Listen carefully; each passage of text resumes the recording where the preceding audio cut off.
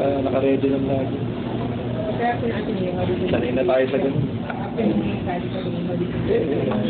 Wala naman tayong magagawa. Tapos na yun. Basta kami. Matapos yung laro, panalo, matalo. Tapos na yun. Dapat look forward kami lagi. Doon lang kami sa continue. Okay? Pero sa amin, kailangan manalo ng manalo talaga. Lahat ng games sa amin, kailangan manalo na. Eh lalo ngayon, last 2 games kami.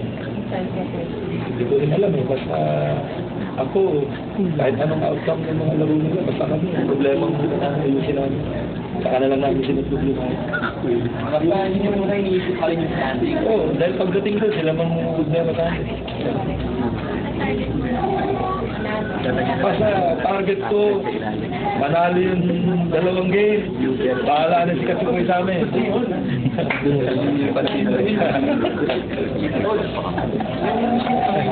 Mas gusto mo ba para 3 and 4 na lang laban kung 3 ka o 4 ka?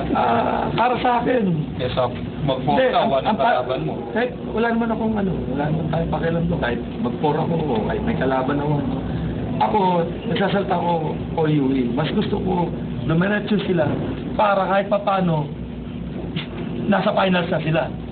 Yung frustration nilang wala sa finals for the last 4 years at least.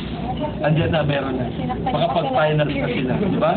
Ang sa akin naman alam mo, hindi naman natin iisip ng eskwela natin. Yung para rin sa kanila yun. Pinagtrabahuan nila yung 12 laro. The last 2 games, saka pa sila magpapabala. Siyempre, tuloy na nila. Para kahit pa paano. Waiting na sila. Nasa finals na. Makapag-prepare sila na maayos. Habang kami, namumroblema pa dito sa lugar. Diba? Hindi lang naman yan. Para lahat, happy. Gandang narinig ko yung word ko si Mazong. Lahat happy. Yun lang naman tayo. Pwede pa po sa akin. Oo. Lahat happy. Kami, basta kami, naka-ready kami. Ang problema namin, ito, yung last 2 games namin.